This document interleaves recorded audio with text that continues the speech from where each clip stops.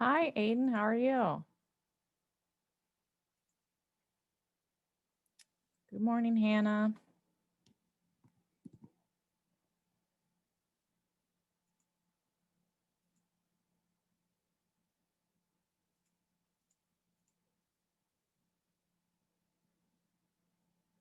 Good morning, Hannah.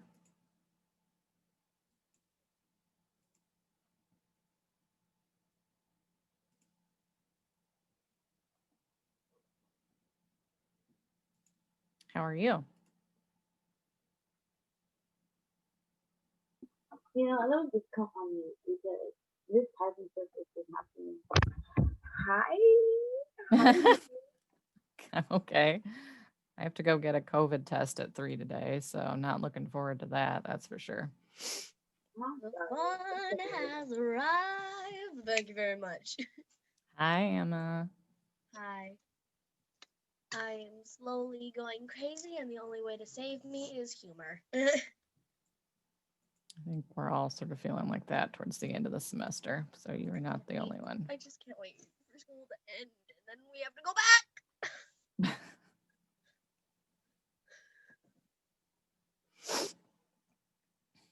Oh boy. My mom has to go back to school on the 14th, Oh, really? and we're getting a daycare. Oh, yeah. So, yeah, if you ever need to tell her, hey, your child's loud, just go over to primary and be like, doo doo doo, your child's loud. Eat. And because she's going into that, I am not going into school but I will be staying at my dad's. Oh. So that's going to be fun. Hi, Victor. I'm very sad. Hi. I lost my Apple Pen. Oh, I that's don't not know good. where it is. And I haven't drawn. Like, I can draw traditional, but like my Apple Pen. Yeah, that's not great. Yeah. Oh, how are you liking the background that I gave you? It's good. Here, I'll show you. I put it on my phone, actually. So it's I put it on my tablet screen. nice. Yep, I put it on my phone. Yeah, I made a new, well, not new. I think I showed you it. It kind of looks like Goku, but I made this one recently because I didn't have my pen, so I just kind of messed with the splatter. Oh, that's cool. Yeah. I was messing with the splatter effect. I was gonna try making like a look-alike traditional Japanese like art, like kind of the look of it, but no. I made the Slender Man sign. Oh, jeez. It's just the red X. But I was probably gonna give that to Brittany. More splatter stuff. Oh, yeah. I showed you this. This one just makes me think of like, like Dragon Ball hair. Looks to me like a lotus. Yeah. And I did another one using the same stuff. I used the same stuff, but like just added more. Yeah, or like a poinsettia, you know? Yeah. Power School is not working. I guess I'm just going to take attendance in Schoology and I'll I figure it did out later. this. I don't even know what it is. I just made some weird plant-looking things. That actually sort of looks like the thing I have at the top of. I don't have a Christmas tree, but I have this little like oh, I don't know. It's like it is tree. It's like a cone, right? But it's like made out of branches, sort of. I have something that's sort of that shape that's at the top of it. Yeah. Power School? Are you kidding me? I We guess it just already. back They said it was going to go down at 1, but I guess it's down now. Oh well. But I was just messing around with stuff and making different patterns.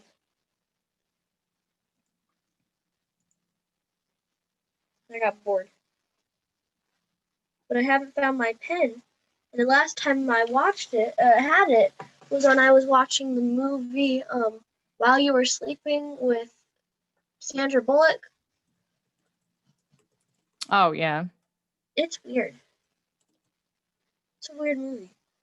It's a good movie, but my brain doesn't like conflict, and that was just a whole movie of unnecessary conflict.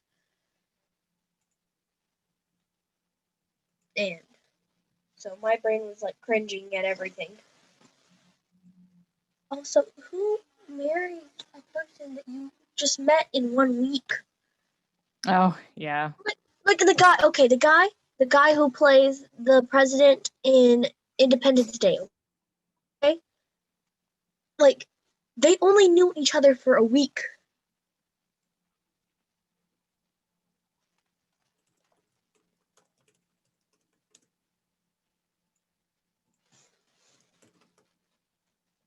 Oh, I'm sorry, Mildred.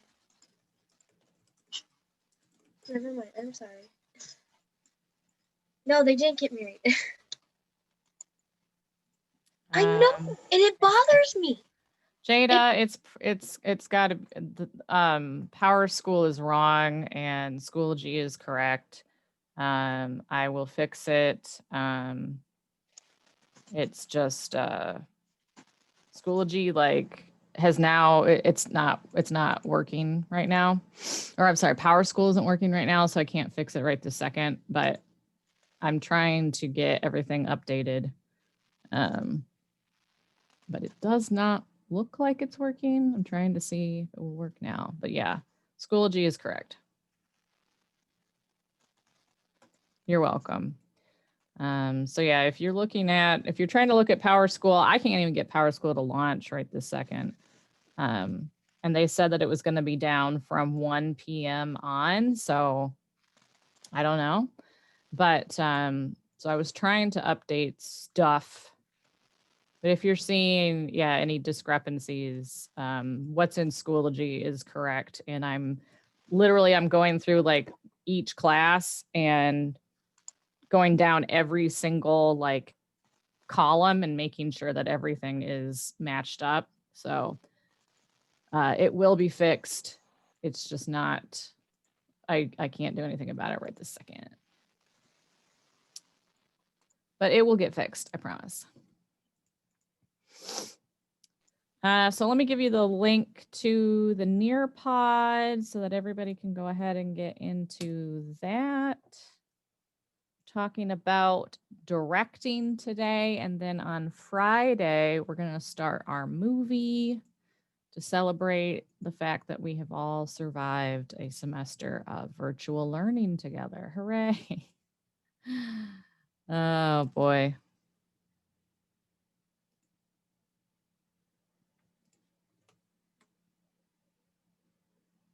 But we've done it.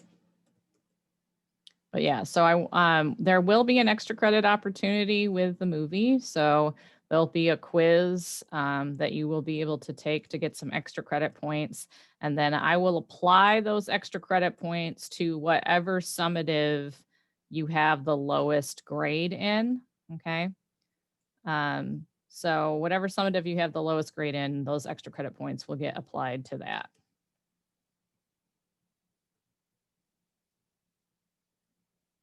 If that makes sense. So I'll just automatically do that so you don't have to worry about telling me which one you want it to be. It's just going to be whichever one. All right, Jaden's not here.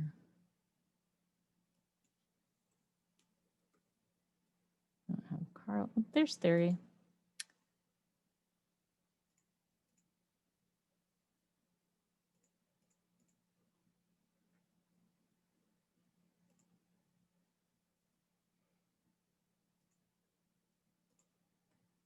So for those of you, I got a couple of emails about extra credit. So I'm going to put some extra credit on with the movie. Now the movie is, if you're going to miss a day, obviously I'm not going to be able to post the video because the movie will be copyright. It's on a service called Broadway HD, and you can get a free trial for 7 days. And I'm going to post that in the chat. So if you miss a day of the movie, my suggestion would be to ask your parents to like get you that 7-day free trial so that you can watch the part that you missed, so that you can do the extra credit opportunity and get as many points as possible, obviously. It's very easy. Like this is one of those websites where like you can basically like sign up for the free trial, go in immediately, like cancel it, and it'll say like, okay, then you have 7 days. Like it's one of those websites where it's really easy to like sign up and then immediately cancel. But it has lots and lots and lots of shows on it, things from like a long time ago up to like very recent musicals, straight plays, all sorts of stuff. One of my favorite versions of Romeo and Juliet is also actually on this with Orlando Bloom. So yeah, that's what we'll be watching The King and I on Broadway HD starting on Friday.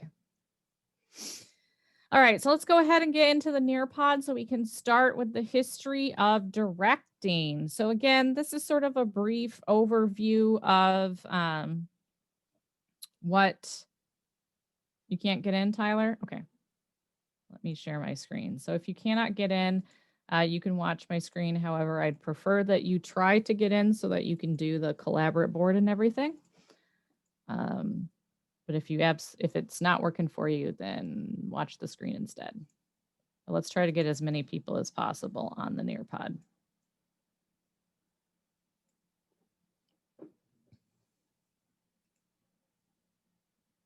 So yeah, so this is again like a very broad overview of the history of directing, because I mean, obviously, like this isn't a class on directing, but it's just, you know, to touch some bases about like how the director came about and what a director does, so you have some basic information to go forward with. So we'll talk about what directing is. We'll talk about important sort of moments in theatrical history, like for the directing process. You're going to watch some videos about like what a director does, respond to it, and then of course we will have our exit ticket. So we're still missing quite a few people. Only Tyler has reached out to me to tell me that it is not letting him in. So there's about 6 other people who are not in Nearpod. So again, I'm going to post it one more time in the chat so that you can go ahead and pop in there. All right. No, it's okay, Tyler. I understand. Some people, it just doesn't work. But at least, like, if you let me know, then I at least know that it's not working for you. You know what I mean? All right. So what is directing? So who would like to read this slide for us? Okay, Jada, then you can watch it on, I'm sharing the screen so you can watch it on that. So that's 17 people accounted for. Who would like to read this screen for us? Yeah, sure. Okay, go ahead, Tyler. Oh, I'll just do one because who said they wanted to read? No, go ahead. You're good. Sanat will read the next one. Okay. Decision maker, responsible for final decisions for creative choices. Collaborator, unifying all production elements. Visionary, brings a specific idea to the production to make it unique. Good. Yeah. So a director is responsible for all of the final decisions on all creative choices, right? They're the one who really has to work to get everybody to work together, the main collaborator between actors and technicians, between, you know, costume design and set design, etc. And as we've sort of talked about before, a director, especially if they're directing something that has a lot of history or has been done a lot, they often want to bring sort of a vision to the production that sort of puts their unique stamp on that production. Okay. So, in a way, the director is the leader, right? Like, think about, have you ever like worked on a group project where you've sort of had to do these 3 sort of responsibilities? You felt like, you know, you're the one who's trying to unify everything. You're the one who's sort of leading the whole project. Yeah, Sinette says yes.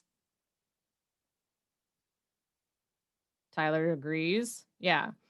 So, you know, in a way, theater is just like a very, very complicated group project, right? All right, good. So let's talk about how directors came to be. All right, Zanat, go ahead. This one's all you. Directors throughout history. 1. Ancient history. Playwrights would originally direct their own plays.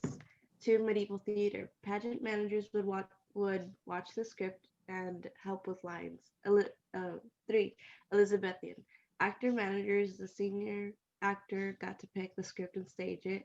And 4. Neoclassical. Idea of someone responsible for vision became popular because playwrights were long dead. Okay, perfect. Yes. So originally, right, the playwright is the one who is directing the play because, you know, theater is brand new, and who is better really to direct the play than the playwright, which was something that people thought sort of for a long time, right? When we were, you know, brand new plays, you know, that the playwright was sort of best equipped to direct their own production. Now this changes in Hannah. Yes, I think they should already be posted. Let's double check real quick.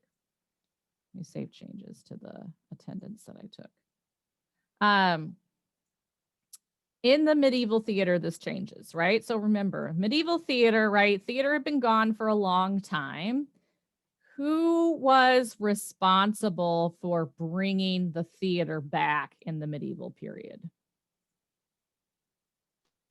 Our good old friend, the church. Yeah, exactly. Okay, so the church comes back and they bring the theater. What are they trying to do with the theater?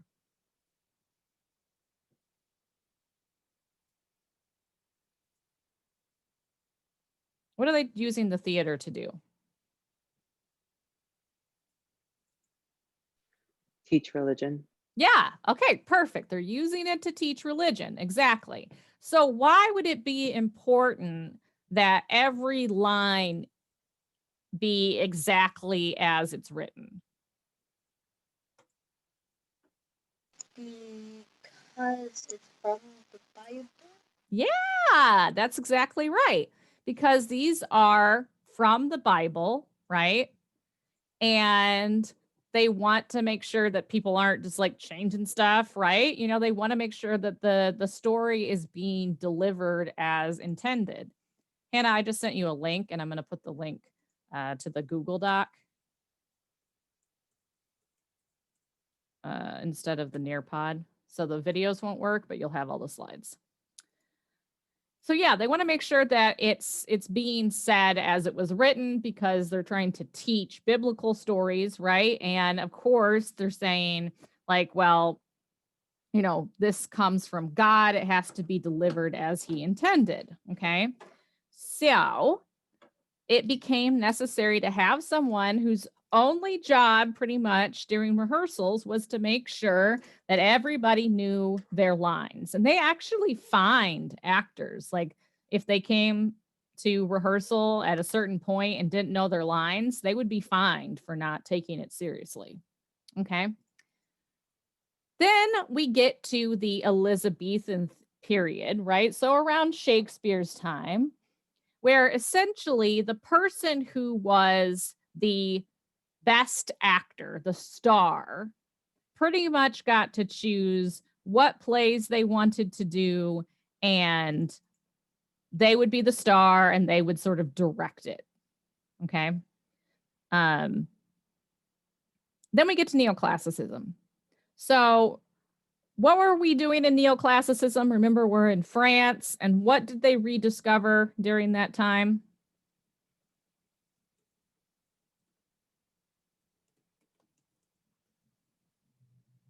Like plays from like Roman and Greek.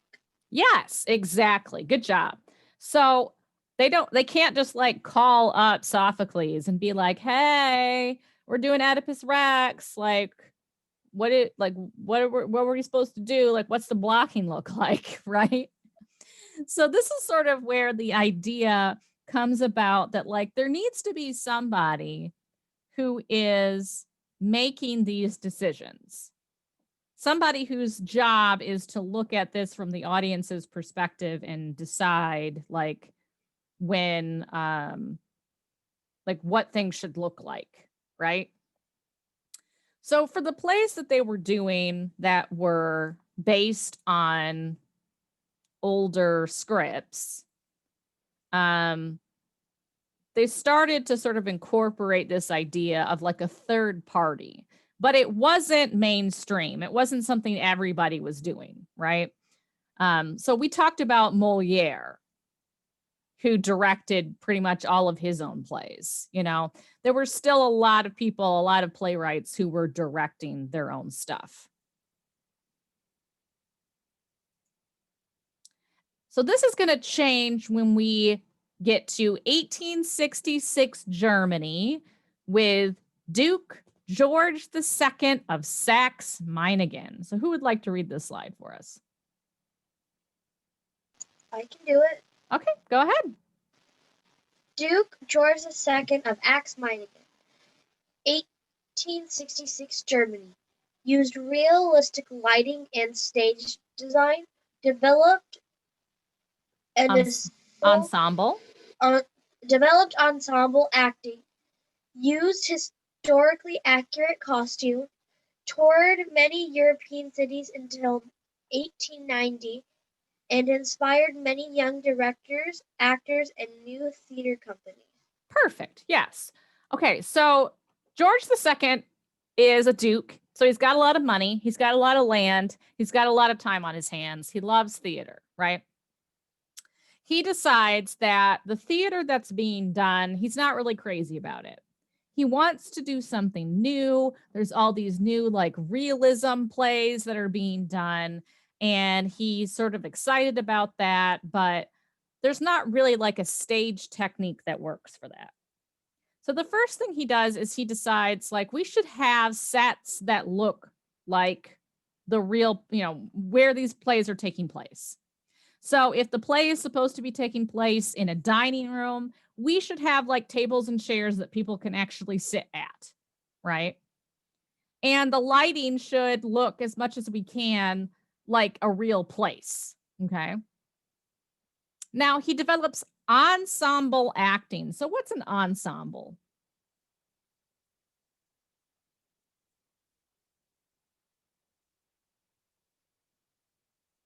You can look it up if you need to, and then we'll talk about it.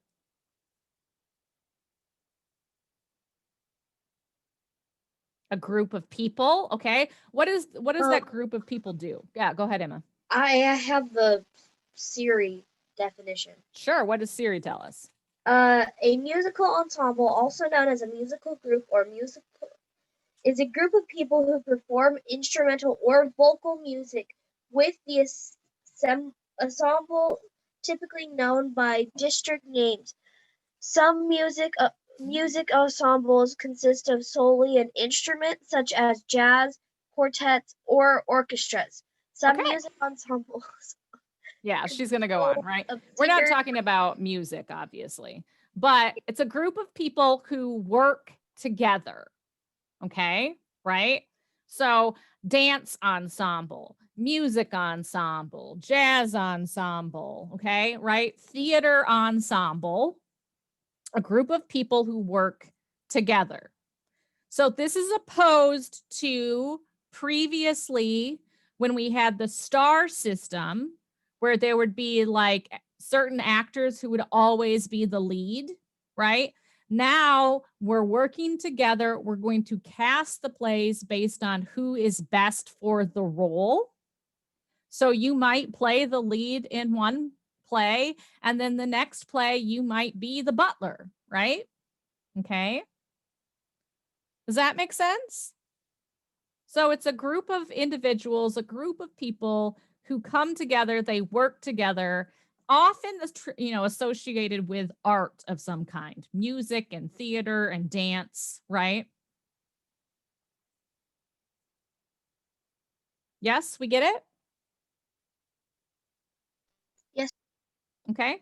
But we're treating each other as equals, and we're supporting each other. Okay. So that's a new thing, right? Different from the star system.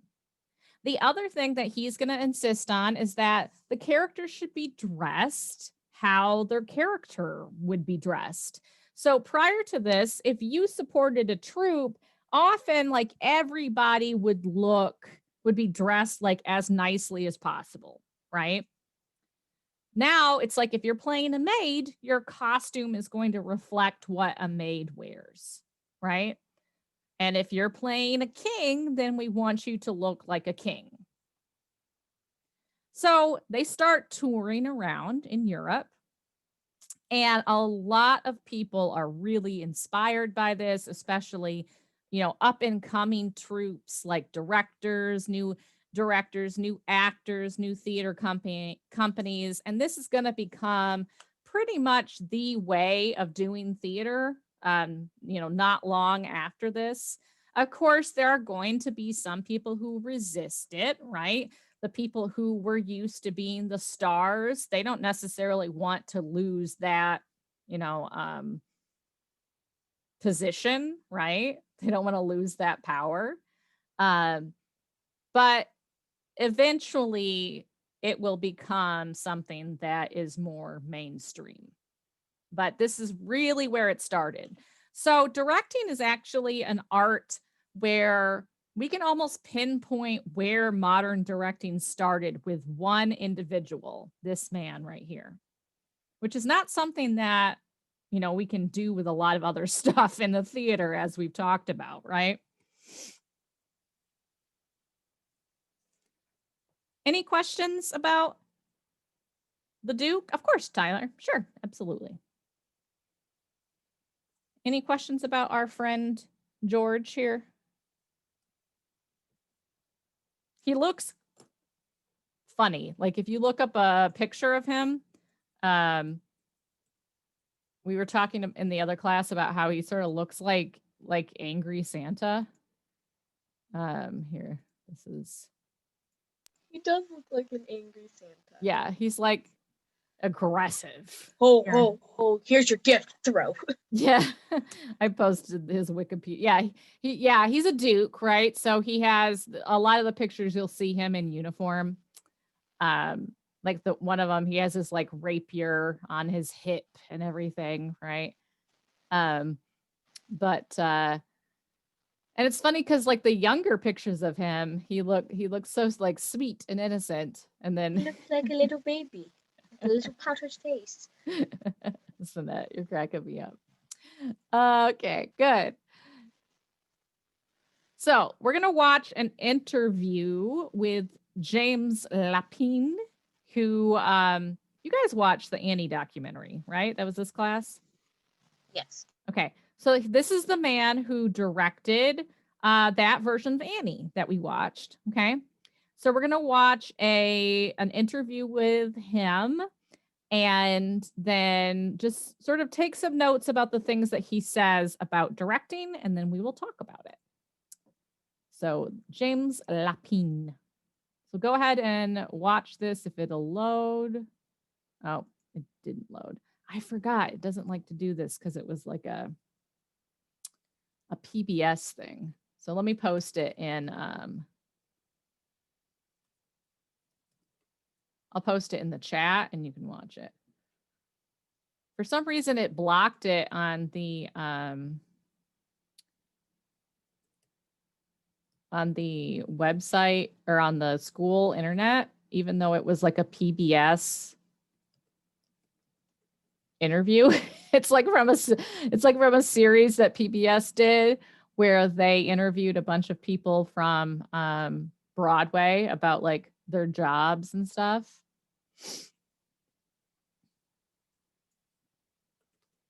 Come on. There we go. Okay. So I'll post the link in the chat. So go ahead and watch this. It's about 4 minutes and 42 seconds long.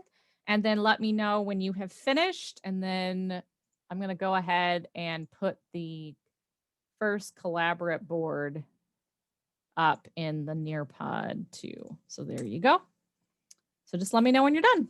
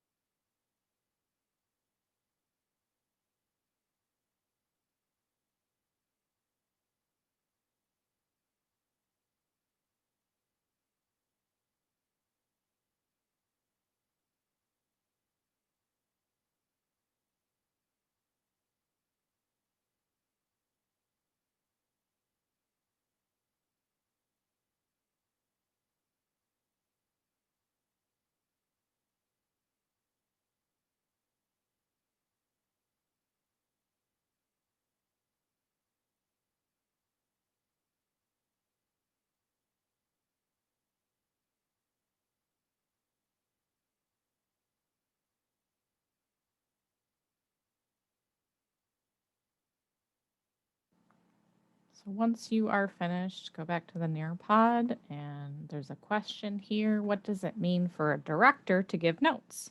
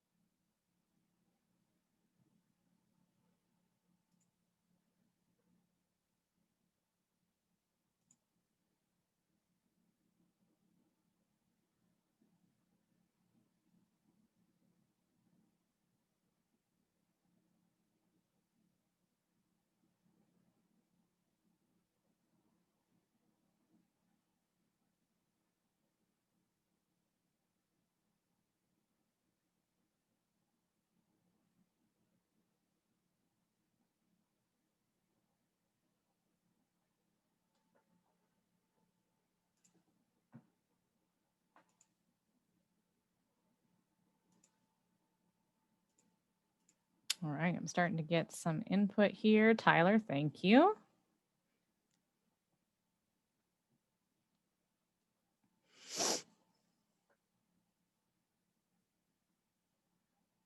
So if you can't put it in the Nearpod, you can tell me in the chat, okay? But basically what everybody is sort of circling around is the idea that it's feedback, right? Now, did you notice what he said? How often did he say that he comes in to give notes?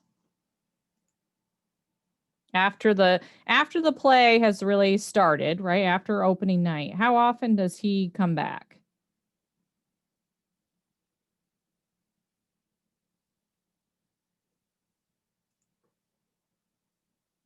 Okay. All right. So everybody's saying every 2 weeks. Yeah. So once the show really starts, the director isn't very involved. Did that surprise you? Did you know that?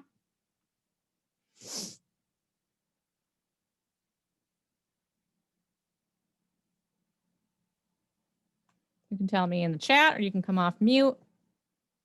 It does surprise you? Yeah. And this is especially true for, you know, directors who are extremely famous, right? Or shows that run on Broadway for a really long time, right? Yep, Carla, that's right.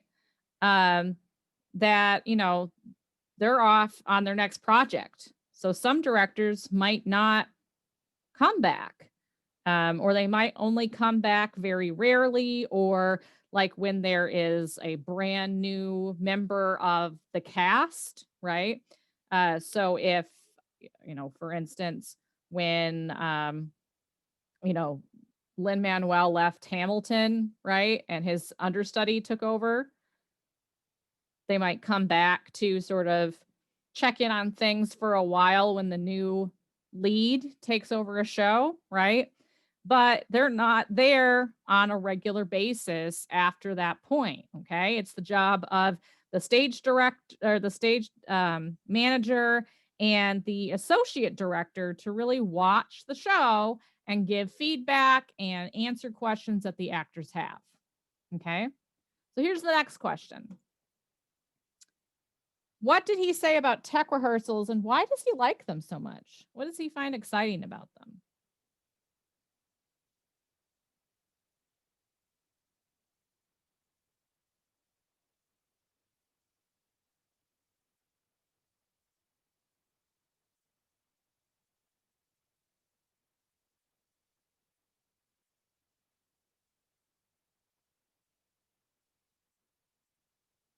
And you might remember this from the documentary where we got to see where they started, you know, actually going on to the set.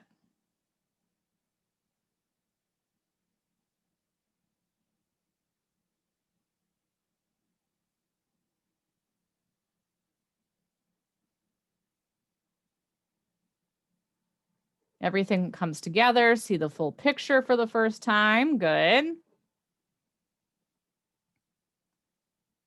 That's okay, Vincent.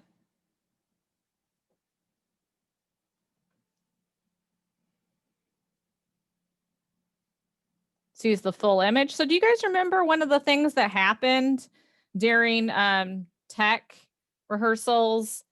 Something that they had to change about the set when they got to Tech and Annie? It was about the staircase. The drawer, the drawer thing. Like Yeah, the bed. Yeah, remember there was like that sharp point, and they're like, "Well, how would you even hurt yourself on this?" And the choreographer is like, "You impale your whole leg on it because you're a kid, right?" she's a child. Don't hurt the Yeah, child. exactly. So yeah, so we bring everything together for the first time, and we actually get to see what everything looks like, right? All right, good.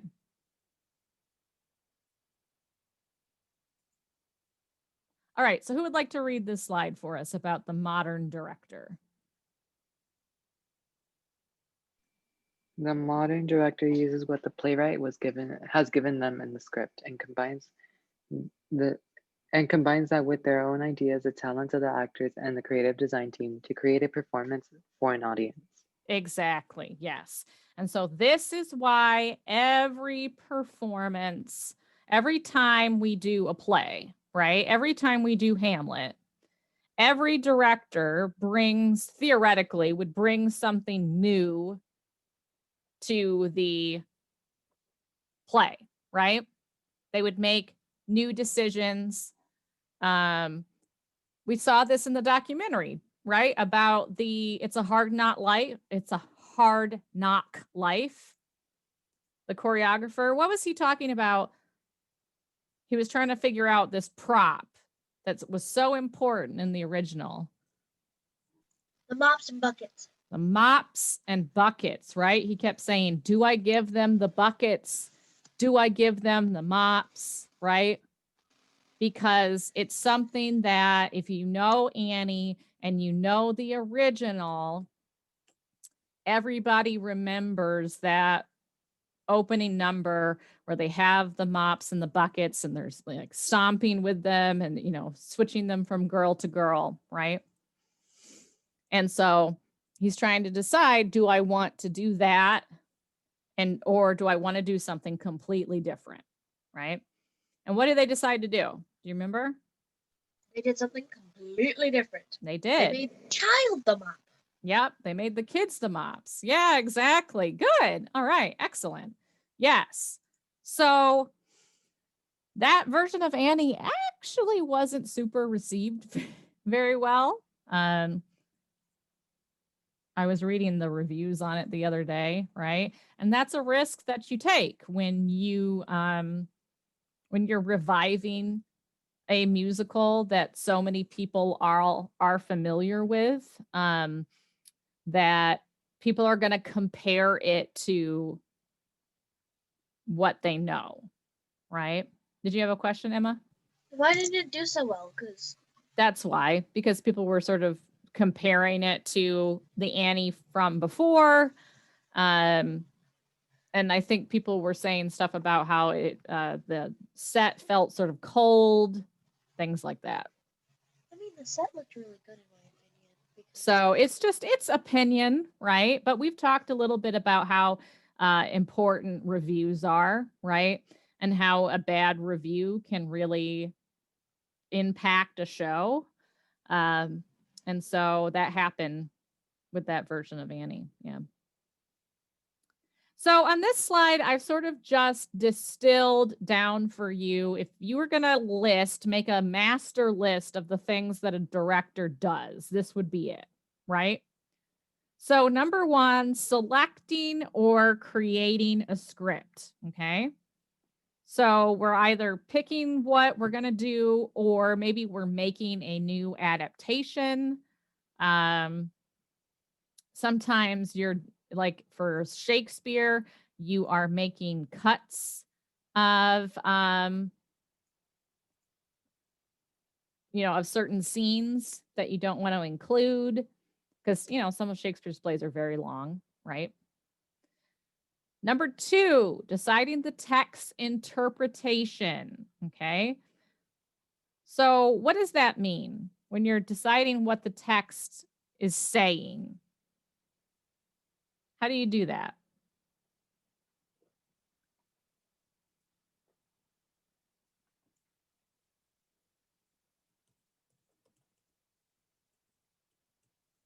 What you want it to be about. That's part of it, Mildred. Yeah. Where do you get some of that information about the text? Like, who tells you that?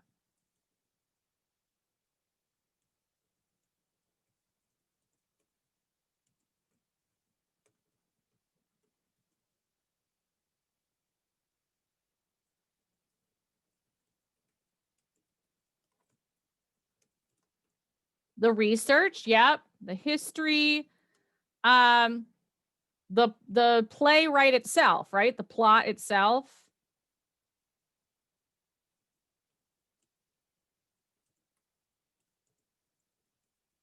Sorry, I'm answering email. Like what can help you come up with that like vision for the text?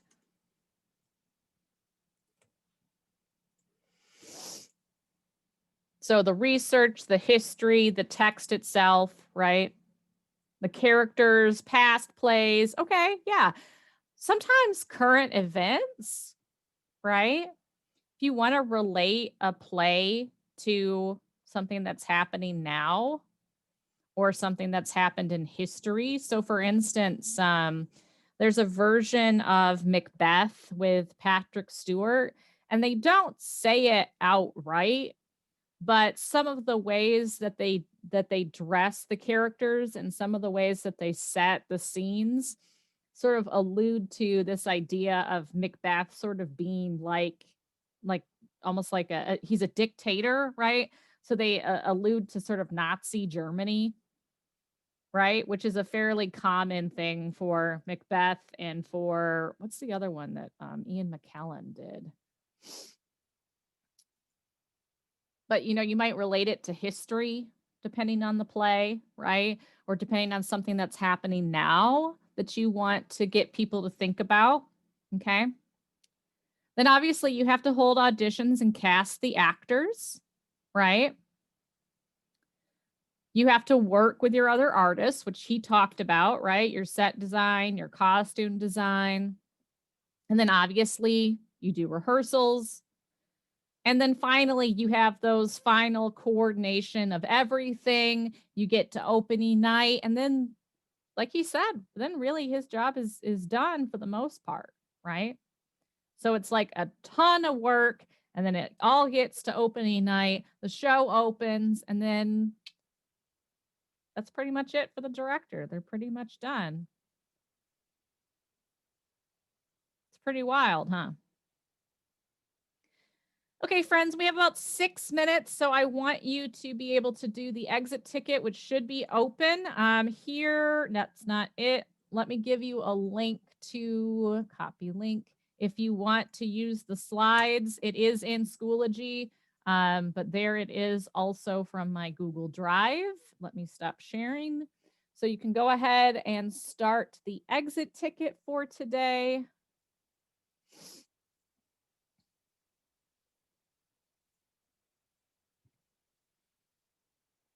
And I'll see if I can get into Power School. Hello, knock, knock.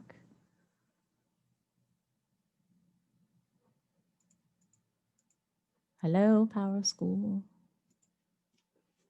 But yeah, just so you guys know, if you're trying to get into Power School, it will not work. They already told us it's not going to work after 1 p.m., but it seems like it went down early because it's certainly not working now.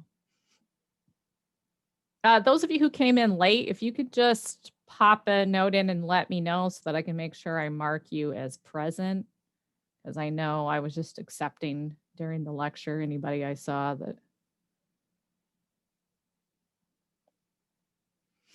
So if you came in late, let me know.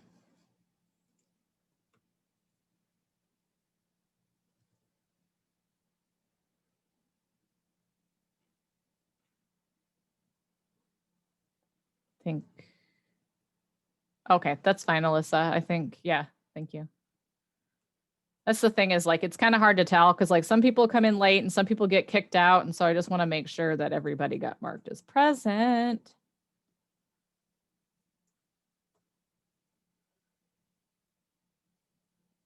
Because once I start lecturing, if it says like somebody wants to enter, I'm just like, yep, sure. Do I recognize the name? Yes, you're in.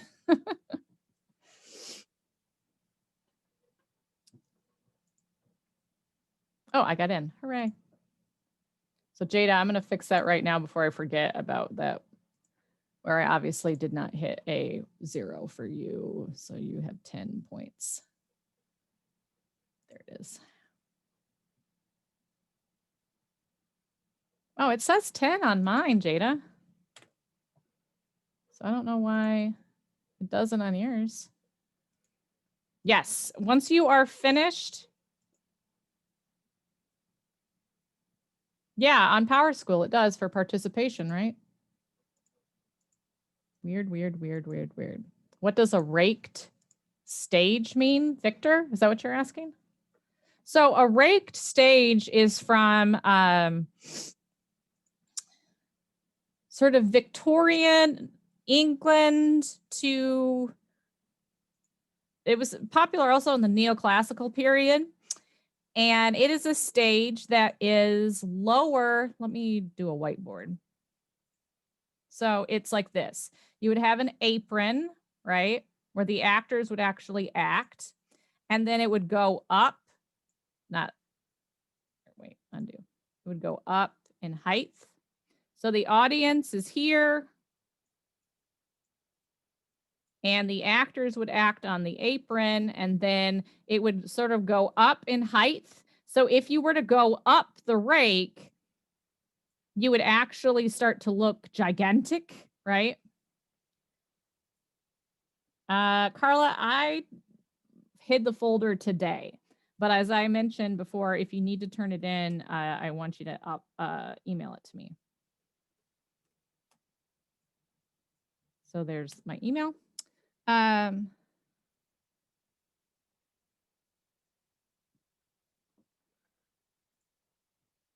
don't think, let me see. But anyway, so this is why upstage and downstage are called what they are, because it used to be to go upstage, you would go up the rake, and to go downstage, you would go down the rake. And so that's why we still call it upstage and downstage. Surprise. Let me see. Questions?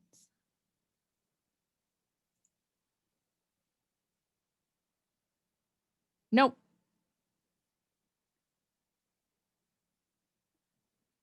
There is an answer that is not correct.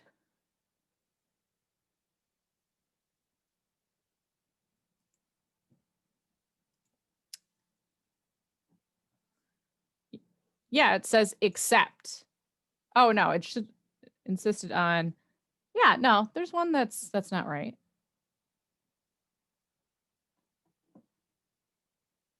There's only one that's correct.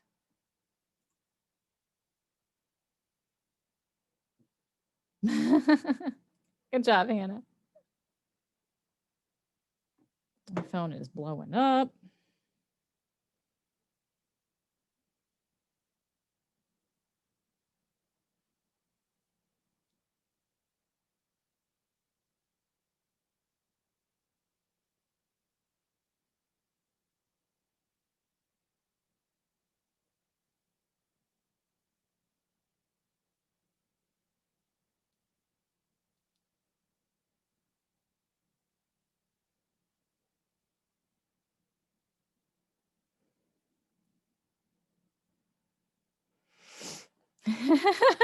Everybody's celebrating in the chat.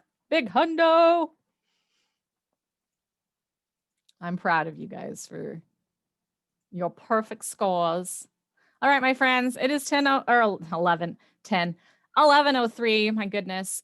So you are free to go. Make sure that you finish that exit ticket. And I will talk to you on Friday. What is happening right now? Well, the universe is just kind of collapsing at this point. I'm making salmon today. Barbara, I got all 7 of your requests, so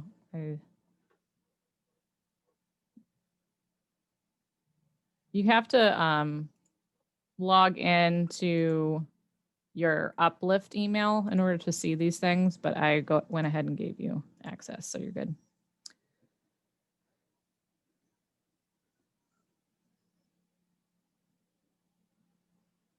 I don't know what is going on.